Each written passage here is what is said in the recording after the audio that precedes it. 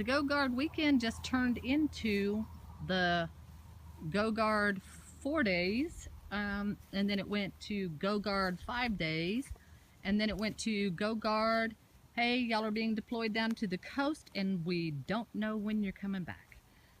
Yep, the kids are in the Texas Guard and they have been deployed down to the coast to help in the rescues, and that's, I guess, plane loading, and I'm not sure exactly what the definition of what my son and daughter-in-law is that they do, but they do a lot with planes, so they are evacuating human beings at this point. And they brought equipment, I know, and food and supplies in initially when they went down. So we don't know when they're going to be back, but the situation down at the coast is now affecting people that are not on the coast. So everybody knows by now about Harvey hitting the coast of Texas and then heading towards Louisiana, and that it ended up being, I think, worse than they initially thought it was going to be. And you know, they had to let dams loose and so on and so forth. Well, then people in the central Texas area said, they were told, well, be prepared because there's going to be, you know, 18 to 25 inches, could be even 30 inches of rain. So could cause some flooding, especially in some of the towns, like the place where my husband works.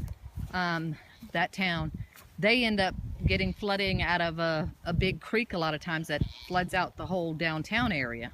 So then, you know, we thought, well, it rained for a couple of days, and as you see, it's beautiful and sunny today.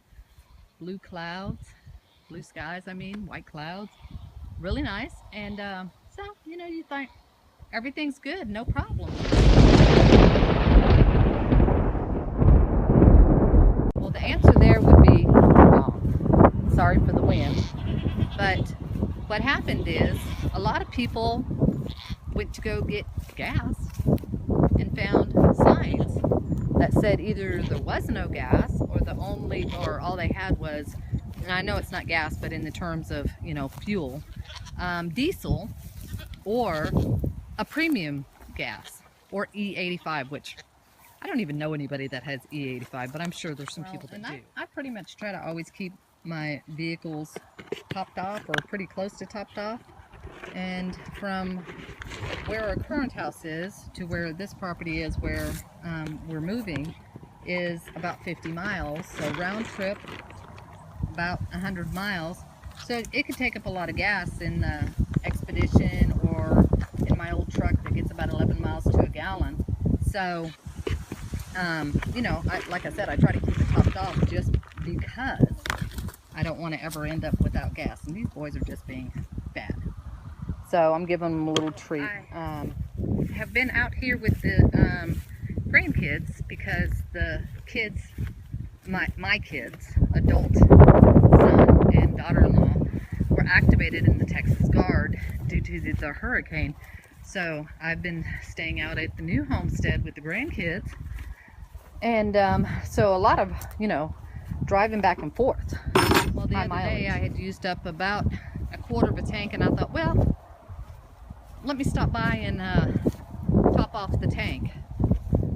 And I pulled up to a pretty good sized Stripes, and there was signs up on all of the, well, I didn't realize it was all of them first, but all of the pumps. I thought it was just the one pump. It said diesel only, premium, or E85. So I was like, oh, okay, well, let me check some of the other pumps, because I don't usually put premium. Well, I do about every 3rd or 4th time I'll put premium in my vehicle because it's old, and, you know, with the ethanol, that's what my son tells me because I'm not really an engine expert. But anyway, so I checked the other pumps and they all said the same thing. They said diesel, E85. First, it really didn't dawn on me to think, you know, hey, why is that? I thought, well, they're just having a problem, or, you know, there's a problem with the pumps. I don't know, Stripes. Well, then I went to, I went ahead and I topped off gas. And then I decided, you know, that was kind of strange. So I started asking around, asking my sister and some friends and some people in some other towns, hey, have you noticed that there's a problem with any of the gas stations? And they all said, oh, well, a lot of them don't even have gas. I said, what do you mean they don't have gas? And I thought, well, duh, the refineries, deliveries, all those places on the coast where we get it from, flooded. So anyway, yeah, it turns out that, and it makes absolute sense. The trucks, the tankers that bring the gas obviously aren't going out of the area, and nothing is going into the area at the moment other than, evacuees are being brought out, which is what my son and my daughter-in-law are currently doing. They're evacuating people from Galveston, and they're moving them to different locations. They're flying them out and moving them to different locations. So, but the weather was so bad even in Galveston today that they had to shut down that too. It really made me think, though. We're kind of far enough removed from the situation. We're aware of it. We got some of the rain from it, but the actual problems associated with it, a lot of people didn't think about. And especially, stuff like that, getting gas and stuff. And I always try to keep at least a little bit of gas stored.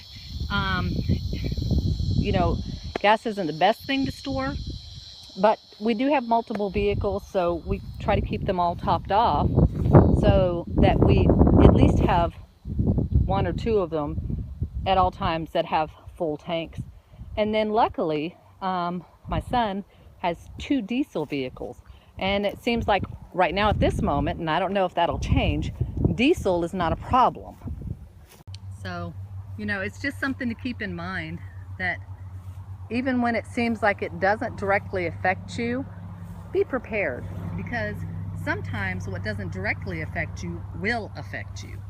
And like I said, today even, I've gotten texts from people that, 100 miles from where I'm at right now, don't have any gas. Four or 5 gas stations they went to, no gas. So for those people that don't think and don't stay topped off, they're not going to be going anyway. How would you evacuate yourself if you have no gas, And I feel for the people that are having to be evacuated, and I'm not saying that it is in any way, shape, or form their fault that they're having to be evacuated, because, situations happen. And I think in some areas they really didn't expect it to go as far as it did. They didn't expect dams to be released and so on and so forth, that caused flooding in some areas that it probably wouldn't have flooded otherwise.